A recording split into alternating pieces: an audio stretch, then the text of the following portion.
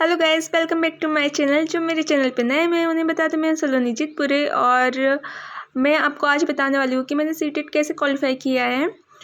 कम से कम 3 महीने के अंदर मैंने पढ़ाई करके दोनों पेपर क्वालिफाई किए हैं।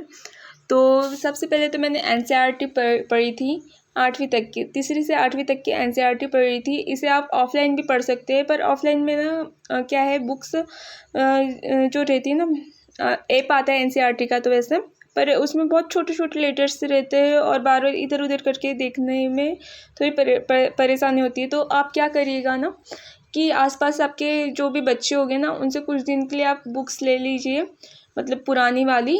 नई वाली तो उन्हें भी पढ़ना होगा, तो पुरानी वाली ले लीजिए और उससे पढ़ लीजिए। मैंने तो ऐसे ही किया था, गर्मी के दिनों में ली थी मैंने उनसे बुक्स और फिर वापस कर दी थी, क्योंकि आजकल गवर्नमेंट स्कूल में भी बुक्स सबमिट कर लेते हैं वो, मतलब नई बुक्स देने के लिए पुरानी बुक्स वापस ले लेते हैं।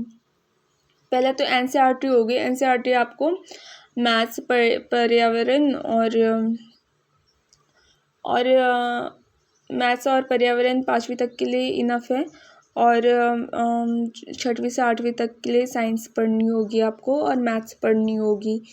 तो इतना आप एनसीईआरटी से कवर कर लीजिए। और उसके बाद आपको देखना है सचिन सर की मैराथन क्लासेस, और देखने के साथ साथ आपको नोट डाउन भी करना है ताकि रिवाइज कर सके बार बार। तो मैंने तो ऐसे किया था कि मैराथन पूरी अच्छे से देख ली थी 5 सब्जेक्ट की, और उसे जितना हो सके बार बार रिवाइज भी किया था। और फिर उसके बाद है उसके बाद प्रीवियस ईयर क्वेश्चन पेपर, ये आप हो सके तो सिर्फ ऑफलाइन ही लगाइए तो बहुत अच्छा रहेगा। इसके लिए आप बुक परचेस कर लीजिएगा। 500 रुपये की बुक मिल जाएगी आपको, लगभग मार्केट से परचेस की थी मैंने तो ऑफलाइन सबसे अच्छा रहेगा। और मैंने तो ऑनलाइन और ऑफलाइन दोनों ही तरीके से प्रैक्टिस की हुई है। तो ऑनलाइन भी सही रहता है, पर क्या है कि पेपर ऑफलाइन होना है तो फिर किस लिए ऑनलाइन प्रैक्टिस करना। ऑनलाइन करने से कोई मतलब ही नहीं आता है, क्योंकि अगर आप यहाँ घर से ऑनलाइन प्रैक्टिस करके जा रहे हो और वहाँ पे आपको ऑफलाइन पेपर देना है, तो फिर टाइमिंग बहुत डिफ़िकल्ट हो जाती है मैनेज करना। क्योंकि ऑफलाइन में सर्कल्स फिल करना होता है, जिसमें ना बहुत टाइम लग जाता है, और ऑनलाइन में तो बस क्लिक करो और नेक्स्ट करो बस।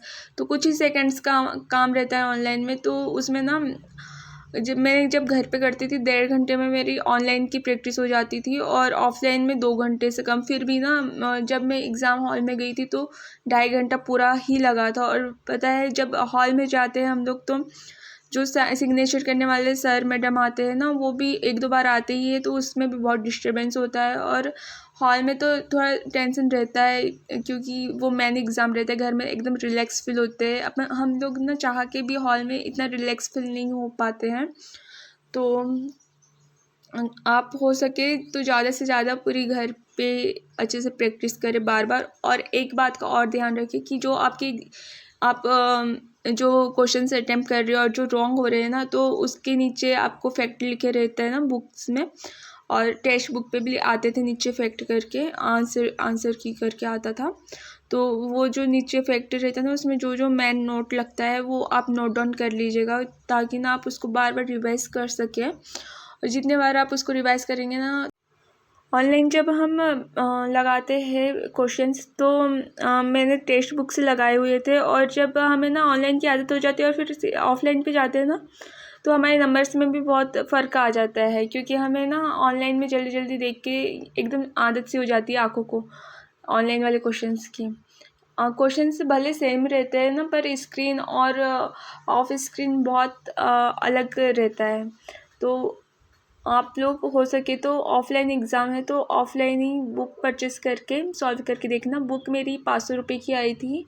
और ये जो मेरी वीडियो क्लिप्स है ना, ये मेरी पुरानी क्लिप्स मैंने बनाई हुई है, क्योंकि ना ऐसा है कि अगर आप रूटीन जो जिस रूटीन में है ना, तो वो करते रहने का मन होता है, और अगर वो रूटीन थोड़ा भी छूट जाए ना, तो फिर उसे फिर से पकड़ने में बहुत टाइम लग जाता है। मेरे साथ अभी वही हो रहा है। मैंने सीटेट क्वालिफाई करने के लिए ना ब्लॉगिंग करना छोड़ दिया था, मतलब कुछ टाइम के लिए बंद कर दिया था। तो बस वही हो रहा है कि अभी में ना मेरे को कुछ शूट करने का मन नहीं कर रहा है, इसलिए मैंने सीटेट क्वालिफाई का वीडियोस यानी आप लोगों से शेयर करने के लिए पुरानी क्लिप्स लेके ही वॉइस ओवर कर दी है।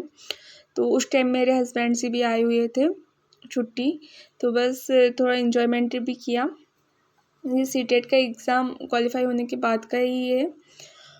उस टाइम मेरे D.Ed सेकेंड ईयर के भी एग्ज़ाम थे।